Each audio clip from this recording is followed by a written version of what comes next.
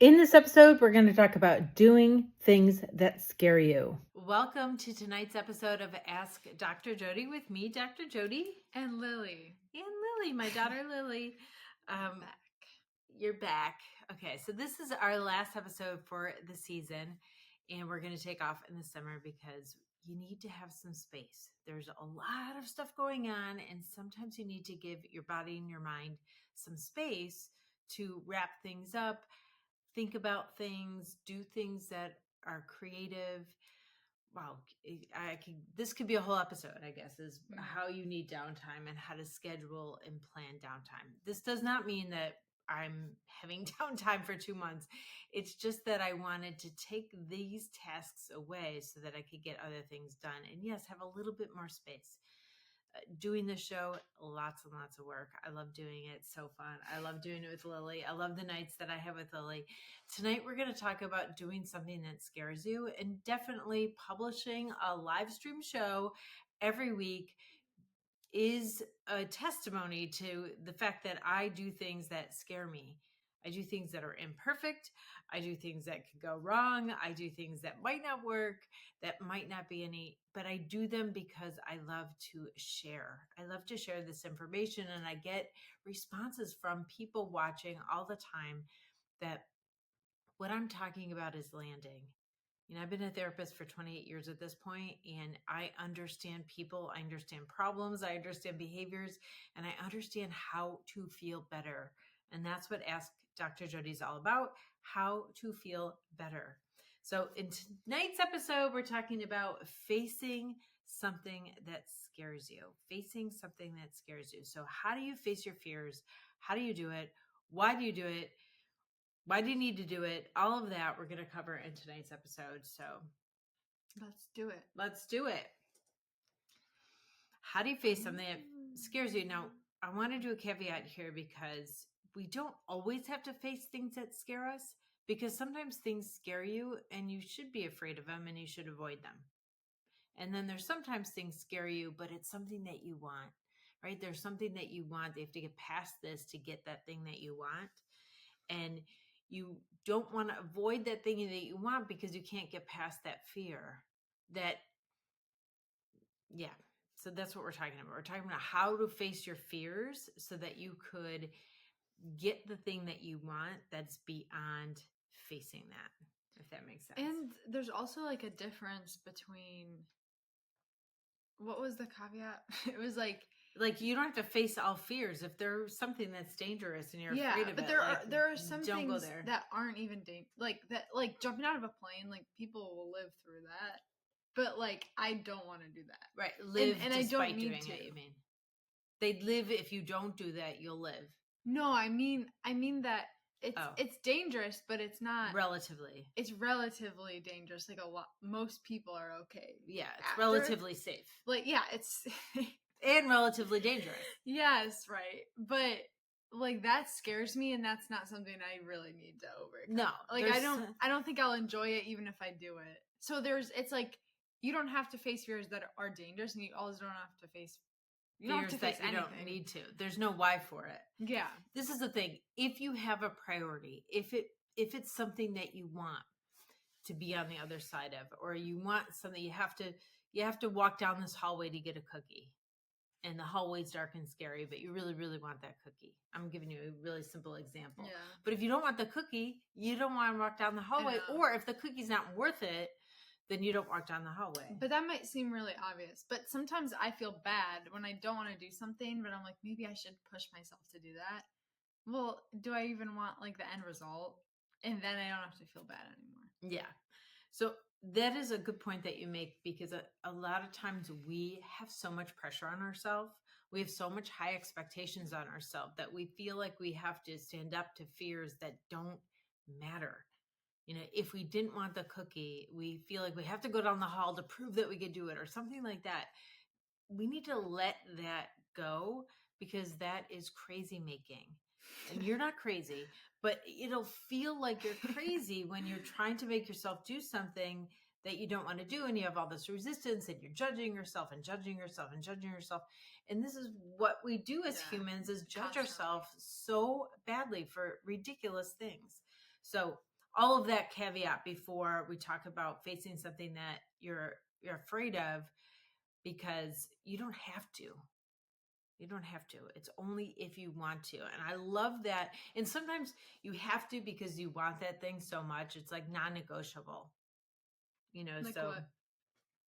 like say you're starving and you need the cookie, or that's how you get food, or like you don't you're I don't know, this is dumb, but like you're afraid of cooking, but you need to. I don't know, I guess you could avoid it. I'm trying to think of an example. We didn't think of all this, but there's some things that it's like, maybe I got a good one. Maybe you don't want to go to a funeral because it kind of makes you really uncomfortable, or you don't want to go to a wake. It makes you really uncomfortable, but it's your best friend's loved one and you really want to support your best friend, right? So it feels non-negotiable, like you got to go, but you are choosing it. It feels like you don't have a choice here because you don't want to not go, but it is still a choice, if that makes sense. Right? So it's like you feel like I have to do this. Or if you have to take a test to get the grade or to get the credits, you have to take the test. You don't want to take the test. It might scare you, or it might cause anxiety to take the test, but you want the credits. So we use terms like I have to, and it makes us feel powerless, but you're actually choosing to get the credits. And that is an important distinction. Yeah. Because if you keep reminding yourself that you are empowered and you're making the choice, you don't feel so powerless, which is going to decrease the fear and the anxiety. I think that's an important piece of it. Yeah, totally. Well, is that kind of related? Like sometimes when I was little, I would be nervous to be like away from home, or like going if I went to camp or something. And I would always be like, do I have an out? Do I have a way back home? And like maybe camp was like an hour away. So it's kind of like it would be kind of annoying to leave for you guys, but I probably wouldn't leave. I just like wanted. Are you saying I just like wanted? Oh, the I love choice? that. Having an exit plan. Yeah. That's Is that different? No, it's similar.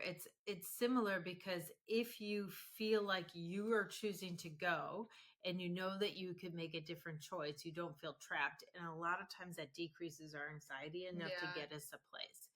I love having exit plans. If you have social anxiety, or if you have anxiety about going to a place but you really want to go, it's like a concert, you really want to see them live, it's your favorite band, but being a crowd like that really triggers you, but you really want to go. Yes, have an exit plan. You may execute the exit plan or you may not, but having the exit plan could get you to go and not miss it. Mm-hmm. And if you have to use it, then you've made a good choice to use it. But if you may not use it, like you have that exit plan a lot and you don't use it, but it makes you feel empowered. Anything that makes you feel empowered or reminds you that you're empowered. It's not like a manipulation. You're not manipulating and making yourself thinking you're empowered when you're not. You are empowered, right? You are empowered. And so that is an important thing, to continue to remind yourself that we're empowered, instead of what the anxiety wants you to think is that you're disempowered. Mm-hmm. I think that's a trick to all of this. If you are making the decision, your own decision, that you want to do this because for some reason, you have to find your why. Why are you doing it? Why do you want that cookie so bad?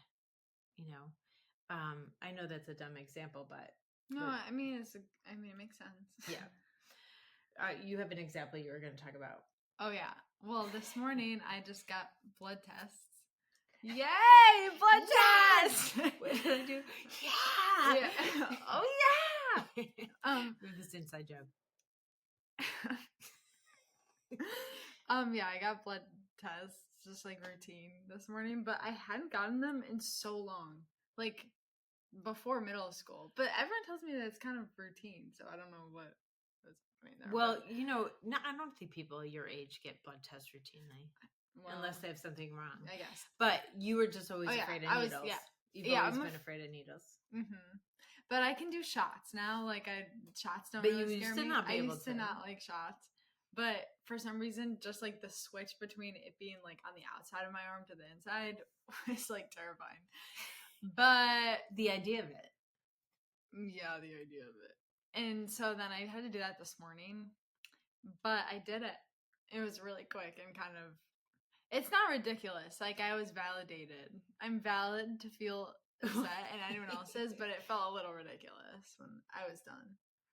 That, 'Cause it was that so you were easy. so afraid of something that was so easy. Yeah. And I could have the blood tests, like the order can happen at any time.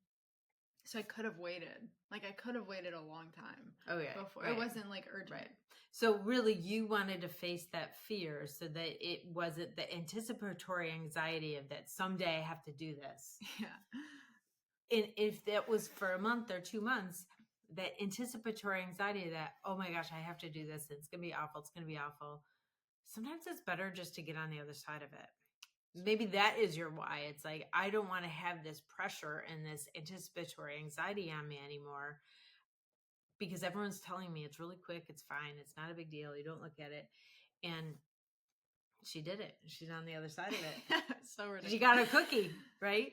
You almost got a dum-dum at that, like a lollipop. Yeah, I forgot about. I forgot.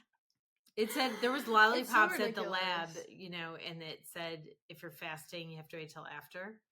And so she was going to wait till after, and she forgot to get you a lollipop. Oh, 21 Get that years girl old. a lollipop, yeah. I know. I'm really just lucky to not have had that until now. That's what I should be grateful about. Yeah, that your health is so good. So anyway, so facing something, sometimes it's about getting on the other side of it because you want to rule out any health problems and make sure you're okay. And that actually settles your anxiety more, knowing that there's no problems, right? So if you have anxiety, like, is there something wrong? And then you have to do the blood test, you want to get on the other side of it. Does that make sense? So there's so many different whys. It's not just you want to do this hard thing so that you could get the opportunity or the reward for it. Sometimes it's about eliminating that pressure. Sometimes it's about, it takes a lot of brain space sometimes to anticipate. So say you have to be around a person who's been mean to you before. So this is a good example. I had a client who worked with somebody and this person liked her and she didn't return those feelings. And then he got really mad and jerky. And then he stopped working they worked at the same place. Did I say that? And he stopped working there for a while. He took some time off because he had something. And then when he came back to work, she was really nervous that when he came back and they had to work together, it'd be really awkward or he'll be mean again or whatever. So she was just really worried about it. But when he came back, like the first time was tense. And sometimes you just want to like get on the other side of that tension. He wasn't like abusive mean. He was just like, just mad at her. And so that was just awkward. It wasn't dangerous or anything for you. That's another important feature that we forgot to mention. You have to decide if it's dangerous or not. If you're afraid of something and it's dangerous, we did say the caveat in the beginning, but if it's dangerous, don't get over it, right? You keep it there because you want it there. But this example, right? This example, she was not in danger. It was just about being awkward. And so she was so nervous about how awkward it would be that it was good to get on the other side of that awkwardness, like get scheduled together. And then, awkwardness goes away after a while. Yeah. It had been like a year. So like it wasn't still like all triggered for him. Yeah. I don't know. All examples are weird. So I give an example. I'm like, wait a minute. The people could think this and that. Or the example. I feel like you are a good role model with that because I feel like I bring up planes like every episode I'm on here, but anytime we talk about anxiety, you bring up planes. Just do not like planes. But I didn't really know that you didn't for a while. Oh. And because you just like do it. I don't think you think about it before and then you just do it. And it took me a while for me to realize that you don't like them either. Unless we're on it and then you're like, we're both like grab each other. We both grab each other. Yeah. But I don't like turbulence. Yeah. But I don't, right. So it doesn't like ruin. Right. It used to for me. I've gotten better. I used to avoid flying. I used to be nervous for months and months if I had something scheduled, like a long time, just panic. And then I did my program, I did what I now sell in my flying anxiety, the Getting Over Flying Anxiety program. I did that to myself. I use these kinesthetic affirmations. I get over my fear of flying, but that doesn't mean when I'm up in the air and it's turbulent, I'm still like, my body is still reacting to that because it's really uncomfortable. But instead of being afraid of feeling that way and being trapped in that plane for 8 months before our trip, I just don't think You're about only that. suffering in the moment. Only suffering in the moment. Instead of a lot before. less anxiety than 6 months of anxiety. Yeah, but it feels like the anxiety will protect you before. Like it feels like that before. It's such a major lie of anxiety that it's know. protecting you. But that's what it feels like. And then Yeah. well, but there's something else about that though, I was gonna say. It was like suffering before. I don't know. I can't think of it. Yeah. Sometimes anxiety wants to protect you from some future suffering or some future possibility of suffering. You're like, I can't handle that. So you get really nervous about having to handle that. But when you're on the other side of it, it's never as bad as the anxiety has told you. Yeah. Not never, but mostly that's what I was going to say. I forgot that a lot of times it's better than you think it is. But there are times where it's not. So anxiety said, but what if it's not? And then but then those times you just deal with it. Like you're just like in the middle of it and it's worse, and then it's fine. You just deal with it. You have something to do. This is the thing about anticipatory anxiety. This is a good reason to get on the other side and facing fears, because anticipatory anxiety is most of the time more intense. And the reason why it's so intense is because there's nothing to do, right? You have nothing to do to fix it or do something or help yourself because it's not happening. And so the anticipatory anxiety is so huge and you feel so helpless because you can't do anything 5 months in the future. You can't take that action. But when you're in the experience, you may experience anxiety, may be exactly what you expected. If you anticipated it for 5 months, you're definitely going to have it because you brought that into your reality, right? So it's like, okay, this is when we were expecting it and it comes. So even if it's bad, then there's something you could do. You're in the moment. It might be intense, but I don't know, you might pace, or you're doing something, you're occupying your mind, or you're talking to somebody about it, or you're doing something, you're learning something, whatever it is that you're doing in the moment to help decrease the anxiety works. And then you're on the other side of the anxiety and it's gone. So I don't know if we really helped. I mean, did we talk about So basically, and what to do is that if anticipatory anxiety is so bad, get on the other side of whatever it is. If you have a fear of, if you have a fear of like going over bridges, but you going over bridges so much, your anxiety's, triggered, or you try to avoid them as much as you can. And so the few times you go over them, it's worse. Repetition decreases your fear about that. So if you went over bridges every day, several times a day, you would decrease your fear because we're not afraid of things that we do safely over and over and over and over again. You retrain your amygdala that that's a safe experience. But if you avoid, and once in a while you have to go over it, your amygdala is going to tell you how awful it is and you're going to have a panic. So there are reasons to face fears to decrease your suffering. That's another why, is decrease anticipatory anxiety or decrease your suffering because you don't do it that often. So doing it more often, there is a lot of good reasons besides just getting that reward or getting something that you want for you to face your fears if it's safe. Yeah. And it feels really good after. It feels really good after. You feel like really proud of yourself.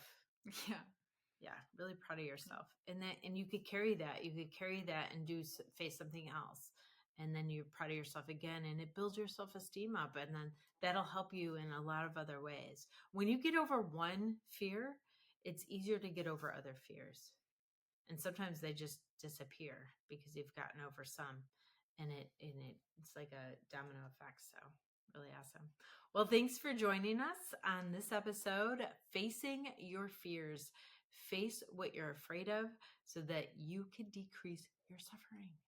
All right. Well, I will see you after the summer, and I am still going to be uploading videos. So if you are just finding me for the first time, please subscribe or click the bell so that you know when I upload other topics on mental health and keeping yourself feeling really, really good.